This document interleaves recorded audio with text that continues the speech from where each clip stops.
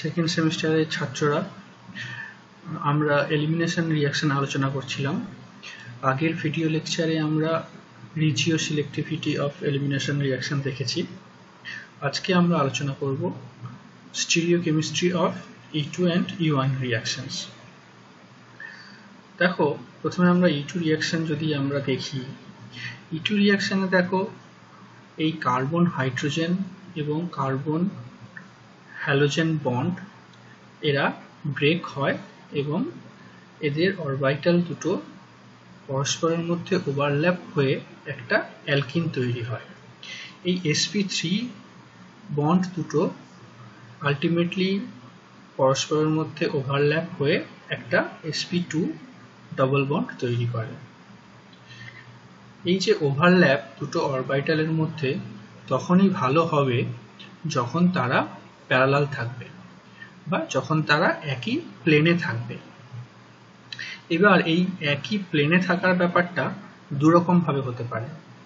এক, দেখো, তারা যদি সিন পেরিপ্ল্যানার থাকে, মানে এই কনফরমেশনটাকে বলে সিন পেরিপ্ল্যানার, আর এই কনফরমেশনটাকে বলে অ্যান্টি পেরিপ্ল্যানার।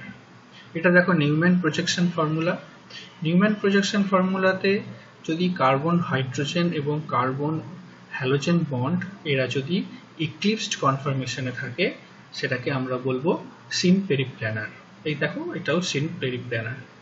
কিন্তু তারা যদি অ্যান্টি বা স্ট্যাগার কনফরমেশনে থাকে নিউম্যান প্রজেকশন ফর্মুলাতে, তখন তাকে আমরা বলবো অ্যান্টি পেরিপ্ল্যানার। এখন আমাদের বুঝতে হবে এই সিন পেরিপ্ল্যানার এবং অ্যান্টি পেরিপ্ল্যানার থেকে যে এলিমিনেশন প্রোডাক্ট পাওয়া যায় বা যে এলিমিনেশন রিঅ্যাকশনটা হয়, সেটাকে আমরা বলবো সিন এলিমিনেশন বা অ্যান্টি এলিমিনেশন। এখন আমরা দেখব যে এই দুটোর মধ্যে অ্যান্টি এলিমিনেশন রিঅ্যাকশনটা মোর ফেভারেবল এনার্জেটিক্যালি। কেন মোর ফেভারেবল? না, তার কারণ হলো, এক নম্বর কারণ হলো,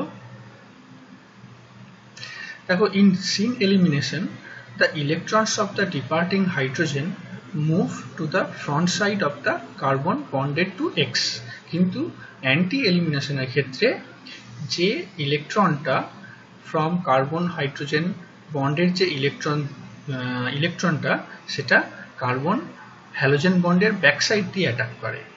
তোমরা জানো যে ব্যাক সাইড অ্যাটাক মোর ফেভারেবল, সেটা তোমরা SN2 রিঅ্যাকশনের ক্ষেত্রেও পড়েছো। এটা এক নম্বর কারণ, যে এই CX বন্ডের ইলেকট্রনটা, সি কার্বন হাইড্রোজেন বন্ডের ইলেকট্রনটা কার্বন এক্স বন্ডকে ব্যাক সাইড দিয়ে অ্যাটাক করে in syn elimination, in anti elimination. আবার অ্যান্টি এলিমিনেশনে দেখো যে ট্রানজিশন স্টেটে বেস, তার তো একটা ইলেকট্রন ক্লাউড আছে, আর যে ডিপার্টিং হ্যালাইড তার তো একটা ইলেকট্রন ক্লাউড জেনারেট হচ্ছে। এই দুটো ইলেকট্রন ক্লাউড পরস্পরের থেকে দূরে থাকে। কিন্তু সিন এলিমিনেশনে দেখো তোমরা, এই যে বেসের যে ইলেকট্রন ক্লাউড আর ডিপার্টিং হ্যালাইডের যে ইলেকট্রন ক্লাউড, এরা পরস্পরের থেকে দূরে আছে ইন অ্যান্টি এলিমিনেশন। কিন্তু এই সিন এলিমিনেশনের ক্ষেত্রে দেখো এরা কিন্তু পরস্পরের কাছাকাছি আছে। সেজন্য transition state of the sin elimination is more energetically higher than the anti-elimination. এই দুটো প্রধান কারণের জন্য অ্যান্টি এলিমিনেশন রিঅ্যাকশনটা E2 এর ক্ষেত্রে মোর ফেভারেবল দেন সিন এলিমিনেশন। এখন আমরা দেখব যে E2 reaction is stereo selective. তোমরা এর আগে দেখেছো যে রিজিও সিলেক্টিভিটি কি জিনিস। রিজিও সিলেক্টিভিটি তোমরা আগে দেখেছো যে 2 পেন্টিন আর 1 পেন্টিন যদি তৈরি হয় ফ্রম 2 ক্রোমোপেন্টেন, তখন আমরা দেখেছি মোর সাবস্টিটিউটেড অ্যালকিন 2 পেন্টিনটা বেশি পরিমাণে তৈরি হচ্ছে। এই ঘটনাটাকে বলে রিজিও সিলেক্টিভিটি। কেমন? এখানে যে ডবল বন্ডটা তৈরি হচ্ছে সেটা দুটো ডিফারেন্ট পজিশনে তৈরি হচ্ছে, তার মধ্যে একটা position more favourable than the other. এটাকে বলে রিজিও সিলেক্টিভিটি। এখন আমরা দেখব স্টিরিও সিলেক্টিভিটি। স্টিরিও সিলেক্টিভিটি মানে দুটো ডিফারেন্ট স্টিরিও আইসোমার তৈরি হচ্ছে। একটা ই আইসোমার আর একটা জেড আইসোমার। তোমরা নিশ্চয়ই জানো যে স্টিরিও আইসোমার, ই আইসোমার আর জেড আইসোমার কাকে বলে। যখন বাল্কি সাবস্টিটিউয়েন্টগুলো ডবল বন্ডের অপোজিট দিকে থাকে বা হেটেরো অ্যাটম বা আদার সাবস্টিটিউয়েন্টগুলো যখন ডবল বন্ডের অপোজিট দিকে থাকে তখন তাকে আমরা ই আইসোমার বলি। আর যখন ডবল বন্ডের একই দিকে থাকে, যেমন ধরো এখানে CH3 এবং CH2 CH3 গ্রুপ যদি একই দিকে থাকে তখন তাকে আমরা বলি জেড অ্যালকিন। এখন এই ই আর জেড অ্যালকিনের মধ্যে ই আইসোমার, এই স্টিরিও আইসোমারটা মোর স্টেবল এনার্জেটিক্যালি, সেজন্য এটা বেশি পরিমাণে তৈরি হয়। আর এই একটা আইসোমার একটা রিয়াকশানে বেশি পরিমাণে তৈরি হচ্ছে compare to the other isomer, এই ঘটনাটাকে বলা হয় স্টিরিও সিলেক্টিভিটি। দেখো এখানে ই আইসোমার 41% তৈরি হচ্ছে আর জেড আইসোমার অনলি 14% তৈরি হচ্ছে। এই যে একটা আইসোমার বেশি পরিমাণে তৈরি হচ্ছে rather than the other one, এই ঘটনাটাকে বলে স্টিরিও সিলেক্টিভিটি। এখন আমরা দেখব যে ই আইসোমার কেন বেশি পরিমাণে তৈরি হচ্ছে। কেন হচ্ছে? দেখো ই আইসোমার তৈরি হচ্ছে যেখানে নিউম্যান প্রজেকশন ফর্মুলাতে এই বাল্কি গ্রুপ দুটো, ইথাইল এবং মিথাইল গ্রুপ দুটো পরস্পর অ্যান্টি কনফরমেশনে আছে বা স্ট্যাগার্ড কনফরমেশনে আছে। কেমন? তাহলে এখান থেকে যে অ্যালকিনটা তৈরি হচ্ছে তার যে ট্রানজিশন স্টেট, সেটার এনার্জি অন্য যে প্রসেস যেখানে দেখো এই ইথাইল এবং মিথাইল গ্রুপ একই দিকে আছে এবং এদের মধ্যে স্টেরিক রিপালশন হওয়া সম্ভব, সেজন্য এর যে ট্রানজিশন স্টেট মানে সিন এলিমিনেশনের যে transition state, sorry not seen elimination, এখানে অ্যান্টি এলিমিনেশন হচ্ছে, কিন্তু এই কনফার্মেশনে ইথাইল এবং মিথাইল গ্রুপ দুটো একই দিকে আছে, মানে জেড আইসোমার তৈরি করবে। তার যে ট্রানজিশন স্টেট সেটা energetically higher than the transition state of the E isomer. তাছাড়া এই ই আইসোমারটা itself energetically more stable than the Z isomer. তার কারণ হলো এদের মধ্যে স্টেরিক রিপালশন কম ই আইসোমারের মধ্যে compare to the Z isomer, সেজন্য ট্রানজিশন স্টেটের এনার্জি কম জেড আইসোমারের তুলনায়। এবং তোমরা জানো যে ট্রানজিশন স্টেটের এনার্জি কম হলে সেই পাথওয়েটা ফাস্টার হবে এবং সেই প্রোডাক্টটা বেশি পরিমাণে তৈরি হবে। এই হলো stereo selectivity of elimination reaction. এখানে দেখো সেই ঘটনাটাই বলা হয়েছে যে ই আইসোমারের ক্ষেত্রে এই যে মিথাইল গ্রুপ এবং ইথাইল গ্রুপের যে স্টেরিক ক্লাউড, ইথাইল গ্রুপের মধ্যে যে ইলেকট্রন ক্লাউড, তাদের মধ্যে কোনো ইন্টারাকশন নেই। কিন্তু জেড অ্যালকিনের ক্ষেত্রে এই যে মিথাইল গ্রুপ এবং ইথাইল গ্রুপ, এদের যে ইলেকট্রন ক্লাউড তাদের মধ্যে স্টেরিক হিন্ড্রেন্স আছে, সেজন্য জেড পেন্টিন বা জেড আইসোমারটা এনার্জেটিক্যালি লেস স্টেবল। এবং আরও একটা এক্সাম্পল দিলে তোমরা বুঝতে পারবে যে এই 2-ব্রোমো 2,2,3 ট্রাইমিথাইল পেন্টেন, এখান থেকে যখন এলিমিনেশন রিঅ্যাকশন হচ্ছে তখন দুটো আইসোমার হওয়া সম্ভব। একটা ই আইসোমার যেখানে দেখো টারসিয়ারি বিউটাইল গ্রুপ এবং মিথাইল গ্রুপ ডবল বন্ডের দুদিকে অবস্থিত, এবং এটা energetically more stable isomer compare to the Z isomer, যেখানে দেখো টারসিয়ারি বিউটাইল গ্রুপ এবং মিথাইল গ্রুপ ডবল বন্ডের একই দিকে অবস্থিত, এদের মধ্যে স্টেরিক ক্রাউডিং হওয়া সম্ভব, সেজন্য জেড আইসোমারটা এনার্জেটিক্যালি লেস স্টেবল। আর সেই কারণে ই আইসোমারটা তৈরি হচ্ছে as a major product. Okay, next আমরা দেখব যে এতক্ষণ আমরা দেখলাম যে বিটা কার্বনে দুটো হাইড্রোজেন থাকে, তার দুটো কনফার্মেশন হতে পারে।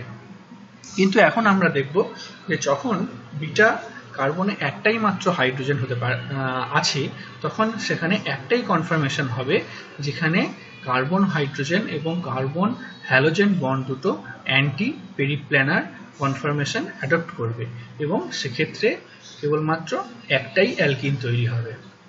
সেটা ই অ্যালকিনও হতে পারে বা এক্ষেত্রে দেখো জেড অ্যালকিনও হতে পারে। কেমন? যদি বিটা কার্বনে একটাই হাইড্রোজেন থাকে তখন এই অ্যান্টি পেরিপ্ল্যানার কনফার্মেশন অ্যাচিভ করার জন্য কাদের মধ্যে না কার্বন হাইড্রোজেন এবং কার্বন হ্যালোজেন বন্ডের মধ্যে অ্যান্টি পেরিপ্ল্যানার কনফার্মেশন অ্যাচিভ করার জন্য একটাই কনফার্মেশন পসিবল, সুতরাং সেখান থেকে আমরা একটাই অ্যালকিন পাবো। সুতরাং এখানে স্টিরিও সিলেক্টিভিটির কোনো জায়গা আসছে না, একটাই প্রোডাক্ট আমরা পাচ্ছি। কেমন? তখন সেটা স্টিরিও স্পেসিফিক হয়ে যাবে। ওকে, স্টিরিও সিলেক্টিভিটি এবং স্টিরিও স্পেসিফিসিটি তোমরা পরে পড়বে 4th সেমিস্টারে গিয়ে। কেমন? ওকে, এখন আমরা দেখব স্টিরিওকেমিস্ট্রি অফ দ্য ইউ1 রিয়াকশন। তোমাদের আগেই আমরা বলেছি ইউ1 রিয়াকশনও সেট-সেফ রুল ফলো করে। সেট-সেফ রুল কি বলেছিল?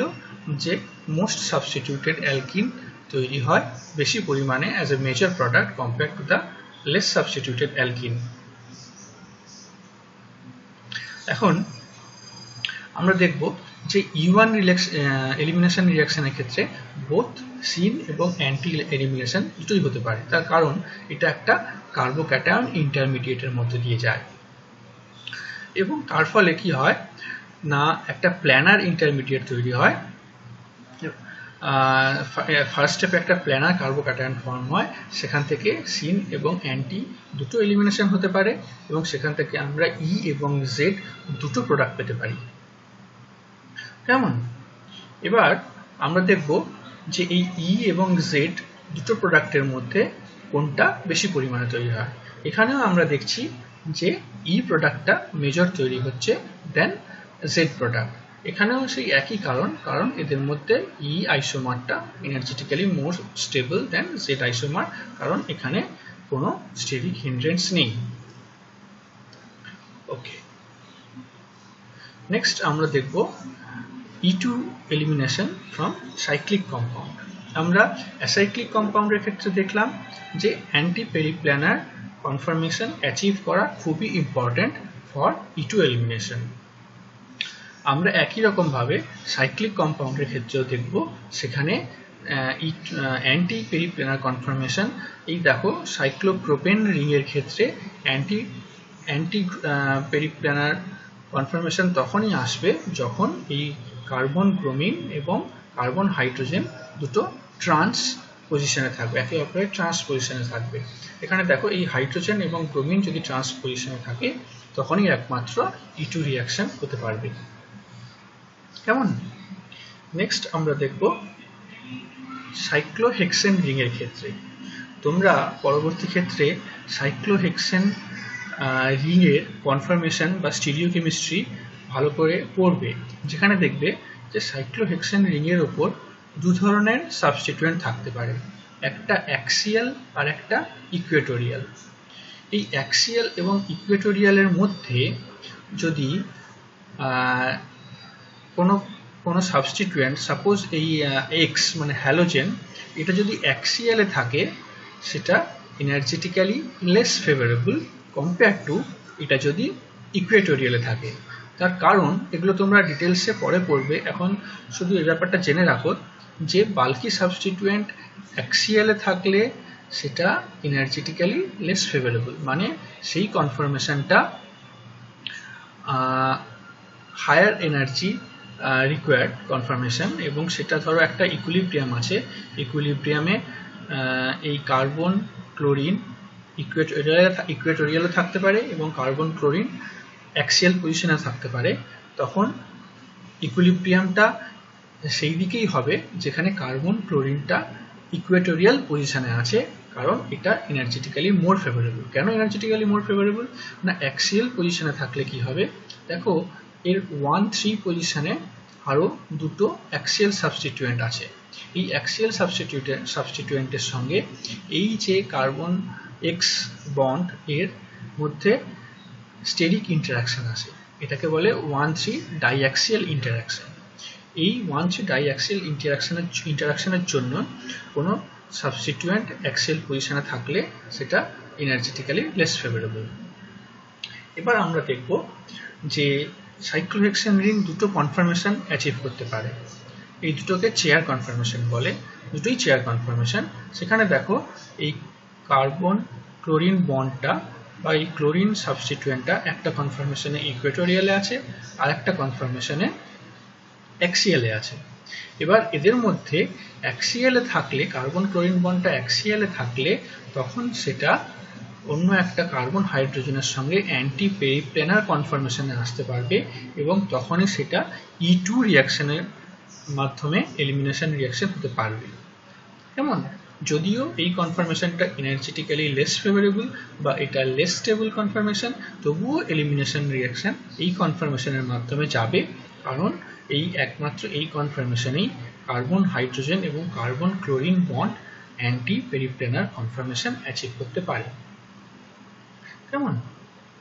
এবার আমরা দেখব যে এই যে কার্বন ক্লোরিন এবং কার্বন হাইড্রোজেন বন্ড এরা যে অ্যান্টি পেরিপ্লেনার কনফরমেশন অ্যাচিভ করছে, এটা কি করে কোনো একটা রিয়াকশন রেটের উপর এফেক্ট ফেলছে। আমরা দেখব neomenthyl chloride. Neomenthyl chloride undergoes E2 reaction about 200 times faster than methyl chloride. নিওমেন্থিল ক্লোরাইডে দেখো যে এই বাল্কি সাবস্টিটিউয়েন্ট আইসোপ্রোপাইল এবং মিথাইল এরা ইকুয়েটোরিয়াল পজিশনে আছে, শুধুমাত্র কার্বন ক্লোরিনটা অ্যাক্সিয়াল পজিশনে আছে। তাহলে এটা যদি অন্য একটা চেয়ার কনফরমেশনে সুইচ করে, যেখানে কার্বন ক্লোরিন বন্ডটা ইকুয়েটোরিয়াল পজিশনে থাকবে, কিন্তু আরও দুটো যে সাবস্টিটিউয়েন্ট মিথাইল এবং আইসোপ্রোপাইল এরা অ্যাক্সিয়াল পজিশনে চলে আসবে, সেক্ষেত্রে তোমরা দেখছো যে এই কনফরমেশনটা লেস স্টেবল, কারণ এখানে দুটো গ্রুপ অ্যাক্সিয়াল কনফরমেশনে আসছে। তাদের ক্ষেত্রে 1,3 ডাইঅ্যাক্সিয়াল স্টেরিক ইন্টারাকশন বেশি হবে, তখন সেজন্য এই কনফরমেশনটা less stable than this conformation. তাহলে আমরা কি দেখছি না, এদের মধ্যে নিওমেন্থিল ক্লোরাইডের মধ্যে যে কনফরমেশনটা মোর স্টেবল, সেই কনফরমেশনেই কার্বন ক্লোরিন এবং কার্বন হাইড্রোজেন বন্ড অ্যান্টি পেরিপ্লেনার কনফরমেশনে আছে। তার মানে এখান থেকে খুব ইজিলি E2 এলিমিনেশন রিয়াকশন হতে পারবে। কিন্তু মেনথিল ক্লোরাইডে দেখো এই মিথাইল গ্রুপ এবং আইসোপ্রোপাইল গ্রুপ, তার সঙ্গে এই ক্লোরিন গ্রুপও সকলেই ইকুয়েটোরিয়াল পজিশনে আছে। তাহলে এই কনফরমেশনটা মোর স্টেবল, কিন্তু এটা যখন ফ্লিপ করছে তখন সমস্ত মিথাইল, ক্লোরিন এবং আইসোপ্রোপাইল গ্রুপ এরা অ্যাক্সিয়াল পজিশনে যাচ্ছে। তাহলে কি এই কনফরমেশনটা লেস স্টেবল কনফরমেশন? কিন্তু আমরা আগেই দেখেছি যে একমাত্র অ্যান্টি পেরিপ্লেনার কনফরমেশন তখনই আসবে যখনই কার্বন ক্লোরিন বন্ড অ্যাক্সিয়াল পজিশনে থাকবে। তাহলে এলিমিনেশনটা কেবলমাত্র লেস স্টেবল কনফরমেশনের থেকে হবে। সেজন্য এই যে এলিমিনেশন রিয়াকশনটা 200 টাইমস স্লোয়ার দেন নিওমেন্থিল ক্লোরাইড। তার কারণ এখানে কার্বন ক্লোরিনটা অ্যাক্সিয়াল পজিশনে আছে এর মোর স্টেবল কনফরমেশনে, কিন্তু এখানে কার্বন ক্লোরিনটা অ্যাক্সিয়াল পজিশনে আছে এর লেস স্টেবল কনফরমেশন। সেজন্যই নিওমেন্থিল ক্লোরাইডের E2 reaction 200 times faster than methyl chloride. Clear? Okay. Next, আমরা দেখব E1 elimination reaction from cyclic compounds. E1 elimination reactionের ক্ষেত্রে কি হয়? আমরা দেখেছি একটা কার্বোক্যাটায়ন জেনারেট করে, তাই না? এবার ফার্স্ট স্টেপে কার্বোক্যাটায়ন জেনারেট করলো, সেটা ইকুয়েটোরিয়াল পজিশন থেকেও হতে পারে এবং অ্যাক্সিয়াল পজিশন থেকেও হতে পারে। এখানে তেমন কোনো লিমিটেশন নেই যে কার্বন ক্লোরিন বন্ডটাকে অ্যাক্সিয়াল পজিশনেই থাকতে হবে যেখান থেকে E2 রিয়াকশন হবে। কিন্তু E1 reaction carbon chlorine bond Equatorial পজিশনে থাকলেও সেখান থেকে হবে, কারণ এখানে একটা কার্বোক্যাটায়ন জেনারেট করছে এবং তারপর একটা প্রোটন এলিমিনেট হয়ে গিয়ে ডবল বন্ড তৈরি করবে। এখানে দেখো এটাও সেফ রুল ফলো করেছে, এখানে মোর সাবস্টিটিউটেড অ্যালকিনটা তৈরি হয়েছে। এখানে দেখো এখান থেকেও হাইড্রোজেন এলিমিনেটেড হয়ে গিয়ে এইখানে ডবল বন্ড তৈরি করতে পারতো, কিন্তু সেটা লেস সাবস্টিটিউটেড ডবল বন্ড হতো, সেটা এনার্জেটিক্যালি লেস স্টেবল হতো। কিন্তু এখানে এই হাইড্রোজেনটা এলিমিনেটেড হয়ে মোর সাবস্টিটিউটেড অ্যালকিন দিয়েছে, যেটা কিনা এনার্জেটিক্যালি মোর স্টেবল। এবার আমরা দেখব যে কার্বোক্যাটায়ন রিঅ্যারেঞ্জমেন্ট। ধরো এই একটা কম্পাউন্ড যেখানে কার্বন ব্রোমিন বন্ড আছে, যেটা ইকুয়েটোরিয়াল পজিশন আছে। ইকুয়েটোরিয়াল পজিশন থেকেও প্রথমে কার্বন ব্রোমিন বন্ড ব্রেক করে একটা কার্বোক্যাটায়ন জেনারেট করলো। এবার দেখো এখানে এলিমিনেশন এই হাইড্রোজেনটা এলিমিনেশন হতে পারতো, কিন্তু এই হাইড্রোজেনটা এলিমিনেশন হলে যে অ্যালকিনটা তৈরি হবে সেটা কিনা লেস সাবস্টিটিউটেড হবে রাদার দেন এই প্রোটনটা এলিমিনেটেড হয়ে যদি এইখানে একটা ডবল বন্ড তৈরি হয়। সেজন্য কি হলো, এখানে 1,2 হাইড্রাইড শিফট হবে, কারণ এটা একটা সেকেন্ডারি কার্বোক্যাটায়ন, সেটা 1,2 হাইড্রাইড শিফট হয়ে একটা টার্সিয়ারি কার্বোক্যাটায়ন জেনারেট করলো। টার্সিয়ারি কার্বোক্যাটায়ন তোমরা জানো অলওয়েজ মোর স্টেবল দেন সেকেন্ডারি কার্বোক্যাটায়ন। এবার এই টার্সিয়ারি কার্বোক্যাটায়নের থ্রু দিয়ে এলিমিনেশন হয়ে মোর সাবস্টিটিউটেড অ্যালকিনটা তৈরি হলো। তাহলে যদি রিঅ্যারেঞ্জমেন্টের পসিবিলিটি থাকে তখন সেখানে রিঅ্যারেঞ্জমেন্ট হবে এবং সেখান থেকে এলিমিনেশন হয়ে মোর সাবস্টিটিউটেড অ্যালকিন তৈরি হলো, মানে মোর স্টেবল কার্বোক্যাটায়নের মাধ্যমে এলিমিনেশনটা হলো।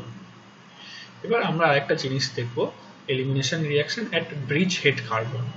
এই দেখো নরবর্নিল সিস্টেম, নরবর্নিল সিস্টেমের এই ব্রিজ হেডে যদি একটা কার্বন ব্রোমিন বন্ড থাকে সেটা কিনা এলিমিনেশন রিঅ্যাকশন হয়ে এই অ্যালকিন তৈরি করতে পারবে না, কারণ এই অ্যালকিনটা তৈরি হতে গেলে এইখানে যে পি অরবিটাল আর এইখানে যে পি অরবিটাল ডেভেলপ করবে তাদের মধ্যে একটা ওভারল্যাপ হওয়া দরকার, কিন্তু সেই ওভারল্যাপটা হওয়া সম্ভব নয়, কারণ এই দুটো অলমোস্ট পারপেন্ডিকুলার বা 90 ডিগ্রি অ্যাঙ্গেলে থাকে। সুতরাং যেহেতু এটা খুবই স্মলার রিং, সেহেতু এদের মধ্যে সেই ডিস্টরশনটা পাওয়া সম্ভব নয় যেখানে এই দুটো পি অরবিটাল পরস্পর প্যারালাল আসবে এবং তাদের মধ্যে ওভারল্যাপ হয়ে ডবল বন্ড তৈরি হবে। কিন্তু যদি বিগার রিং সিস্টেম হয়, যেমন এই সিস্টেমটা, বা ফ্লেক্সিবল রিং সিস্টেম হয় বা এই রিং সিস্টেম, সেখানে কি হবে না, the sufficient distortion can be achieved where these two developing p orbitals can overlap to form a double bond. কেমন? আজকে এই পর্যন্ত থাক, পরে তোমাদের আমি E1 CP reaction পড়াবো। Okay, thank you for your attention.